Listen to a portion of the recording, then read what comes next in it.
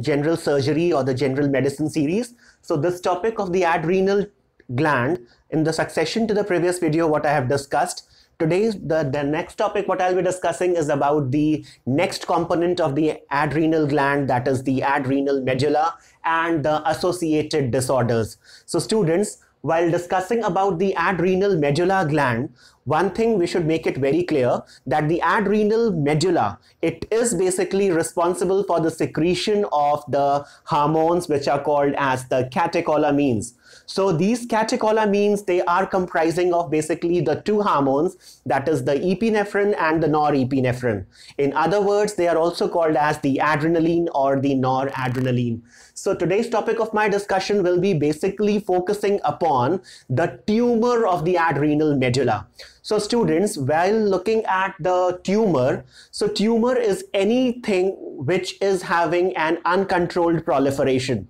So whenever the cells are going to divide in an uncontrolled manner, whenever the cells, the regulated phenomena of cell division, it is going to get disrupted, so it can give rise to a tumor. So again, the tumor of the adrenal medulla, it is also called as the Pheochromocytoma. So students, the name itself is depicting the clear meaning of it. So we can split the word pheochromo and cytoma into three different parts. So first, the word that pheo. So pheo is referring to a dark color. So splitting the word pheo, it is referring to a dark color. Chroma, it is actually meaning, pheo means dark, chroma means color, cyto means cell, and oma means tumor. So the name itself is indicating that the pheocytochroma, it is a benign tumor. So it is mostly a localized tumor, it is a benign tumor, and that too, it is a rare tumor. So students, this pheochromocytoma, it is a benign tumor of the adrenal medulla, and in other words, you can also call it as a neuroendocrine tumor. So it is a neuroendocrine tumor of the adrenal medulla, and the site of origin. So basically in the various PG entrance exams or the competitive exams, it basically focuses on, they mostly question you in the different forms of MCQs, they question you as to about the origin of the neuroendocrine tumors of the adrenal medulla. So the origin, the site of origin where the pheochromocytoma is occurring, it is originating in the chromaffin cells. So students, do remember, it is the chromaffin cells of the adrenal medulla where the neuroendocrine tumor, pheochromocytoma, it's actually originating. So students, moving on to the next topic, it is the tumors which originate in the ganglia of the sympathetic nervous system. So students, do remember, the tumors what are going to originate in the ganglia of the sympathetic nervous system, this is also a pheocytochroma.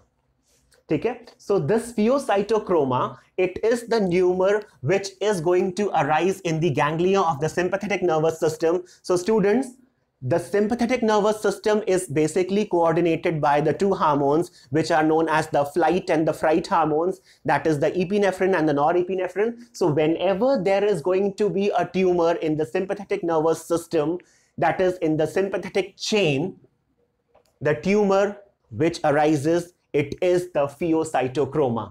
So the clinical manifestations, so whenever we're talking of the pheochromocytoma, in this condition, what we observe is that there is an increased secretion of the catecholamine group of hormones, particularly the epinephrine and the norepinephrine.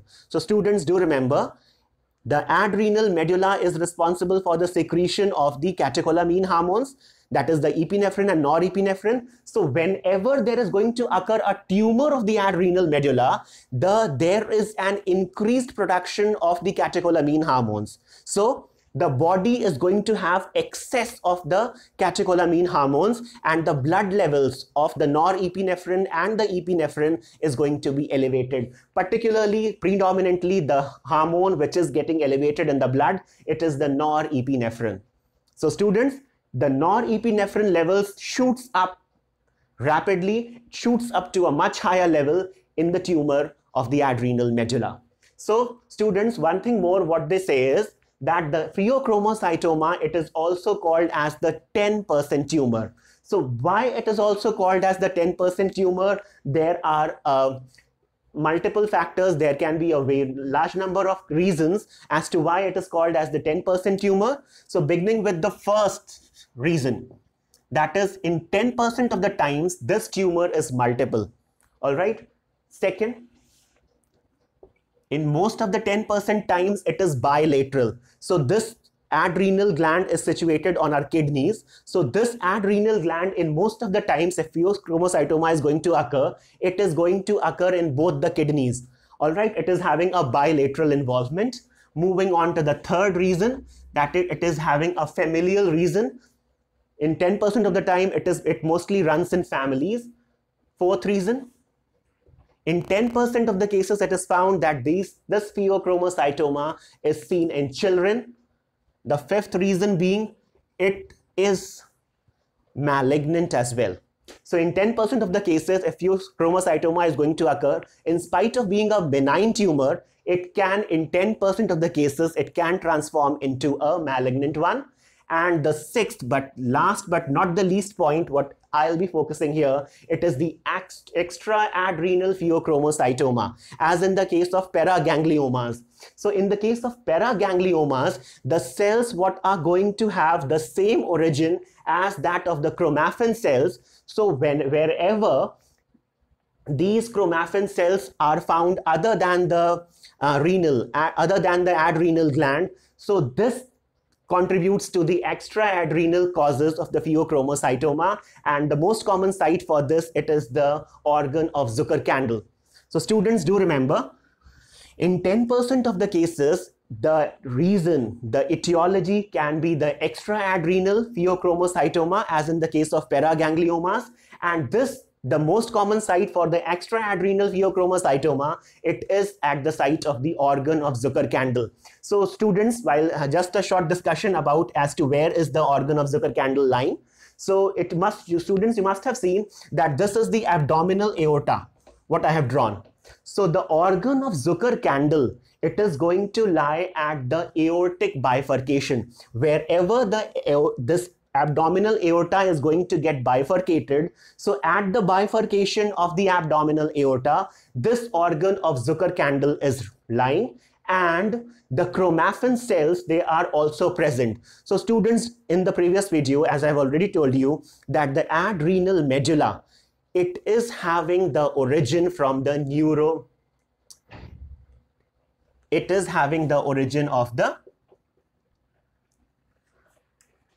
neuroectodermal origin. So students, the adrenal medulla is having a neuroectodermal origin. Since these chromaffin cells, they are also having the neuroectodermal origin. So that's why in such extra-adrenal pheochromocytomas, they are going to have the same reason, that since they are also derived from the neuroectodermal cells, that's why it is the extra-adrenal causes of the pheochromocytoma can be seen at the site of the bifurcation of the abdominal aorta. Now students, while looking at the clinical features for the pheochromocytoma, so the mnemonic what I have made, or the short trick to easily recollect as to what are the clinical features, just to remember the words P, H and E. That is, the P, H and E of the pheochromocytoma can be made to recollect as to what are the clinical features. So students, the first P of the pheochromocytoma is referring to the palpitations. So the patients who are suffering from the pheochromocytoma, they become conscious of their own heartbeat. So they are going to have palpitations. The patient becomes aware of his own heartbeat. Moving on to the next H of the mnemonic, the H is going to refer to the headache. In most of the patients of pheochromocytoma, they mostly manifest with the symptoms of headache. And the last E is referring to the episodic sweatings. So students who are the patients who are suffering from pheochromocytoma, they may show bouts of episodic sweating, which in medical terms that is also called as diaphoresis. So students, this was a short discussion about the most common, the adrenal medulla tumor, that is the pheochromocytoma. So students, if you do like my video, don't forget to subscribe my channel and do press the bell icon so that you can be further updated for my upcoming videos. Thank you for watching.